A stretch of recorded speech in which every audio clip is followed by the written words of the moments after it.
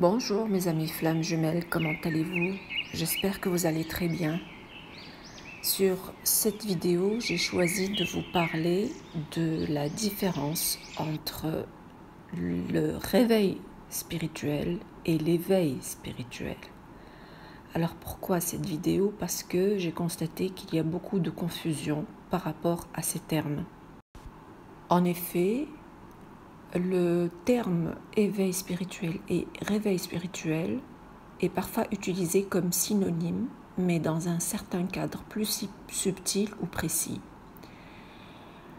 Ça peut désigner deux étapes différentes du processus de la transformation intérieure. On va commencer tout d'abord par décrire ce que c'est que le réveil spirituel, ou encore le début du chemin.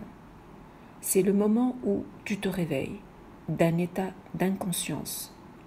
Tu prends soudainement conscience qu'il n'y a plus de vie matérielle, les routines, les croyances apprises. Tu ressens une soif de sens, de connexion, de vérité. Tu réalises que tu n'es pas juste un corps ou un mental, mais un être spirituel vivant une expérience humaine. Quelles sont les caractéristiques du réveil spirituel? Alors, ça peut se traduire par un questionnement profond. Pourquoi suis-je ici? Qui suis-je vraiment? Ça peut se traduire par une ouverture soudaine ou progressive à l'invisible, à l'intuition, aux synchronicités. Ça peut se traduire par une crise existentielle, par exemple la nuit noire de l'âme, parfois. Ça peut se traduire aussi par une sensation d'urgence intérieure à changer, à comprendre ou à évoluer. C'est aussi souvent déclenché par une perte, une rencontre d'âme, un choc émotionnel ou une accumulation de souffrances. En résumé, le réveil est comme ouvrir les yeux pour la première fois, voir que la vie est bien plus vaste que ce que tu pensais. Maintenant, quel est l'éveil spirituel? En fait, en gros, c'est un état d'union, de présence, de conscience élargie. C'est un état de conscience plus stable et plus profond. Tu ne te sens plus séparé du monde, des autres, du divin. Tu vis depuis un espace de présence, de paix, de conscience claire. L'éveil peut être momentané ou permanent, mais il va au-delà des émotions et des pensées. C'est être. Quelles sont les caractéristiques de l'éveil spirituel? Ça peut se traduire par un sentiment d'unité avec toute chose, c'est-à-dire la non-dualité. C'est un détachement naturel des illusions, de l'ego, des désirs compulsifs.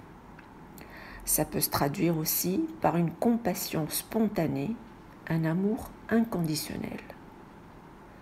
Ça peut se traduire comme un silence intérieur profond, même dans le bruit extérieur.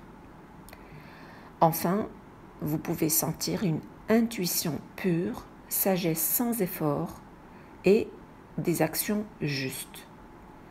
L'éveil est donc un état d'être, alors que le réveil est un déclencheur.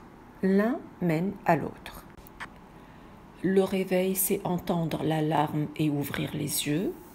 L'éveil, c'est être pleinement conscient, debout dans la lumière et ne plus se rendormir. L'éveil ne se cherche pas comme une destination, il s'invite quand tout ce qui n'est pas essentiel tombe naturellement.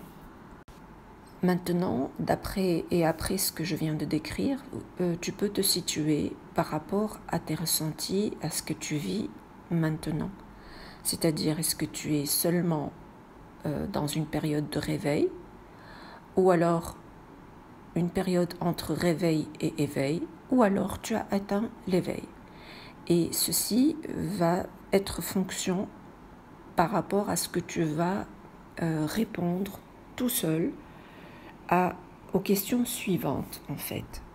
Est-ce que tu ressens que ta vie a un sens plus grand que ce que tu vis matériellement? Est-ce que tu remarques des synchronicités et les signes de l'univers, heures miroirs, rencontres, hasards, messages subtils? Est-ce que tu sens que tu n'es pas que ton mental ou ton corps, mais une conscience plus vaste? Est-ce que tu traverses ou tu as traversé des phases intenses de transformation intérieure, c'est-à-dire nuit noire de l'âme, purge émotionnelle, solitude? Tu as moins besoin d'avoir raison de convaincre ou de juger les autres. Est-ce que tu peux ressentir une paix intérieure profonde, même si tout n'est pas parfait autour de toi? Est-ce que tu observes tes pensées et tes émotions sont toujours identifiées à elles? Est-ce que tu ressens de la compassion ou de l'amour spontané même pour ceux qui t'ont blessé? Est-ce que tu te sens parfois relié à quelque chose de plus grand que toi, la source, l'univers, Dieu, l'unité, etc.? Est-ce que tu sens que tu es guidé même si tu ne comprends pas encore tout ce qui t'arrive? En fonction de tes réponses, tu vas savoir si tu es en plein réveil spirituel, mais que tu intègres progressivement cette conscience élargie et tu traverses les étapes de dépouillement. Tu es en chemin vers l'éveil, ou alors tu peux ressentir un état d'éveil fluctuant ou partiel, avec déjà de grands moments de clarté, de paix, de reliance, et auquel cas tu n'as plus besoin de chercher autant, mais de rester aligné. Ou alors tu touches à l'état d'éveil stable, l'ego a moins d'emprise, la paix est ton fond naturel. Tu es sans doute appelé à transmettre, ancrer et guider d'autres personnes. Voilà, j'espère que cette vidéo vous a clarifié sur votre état actuel par rapport au réveil ou à l'éveil spirituel. Merci de l'avoir suivi et à très très bientôt. Merci beaucoup.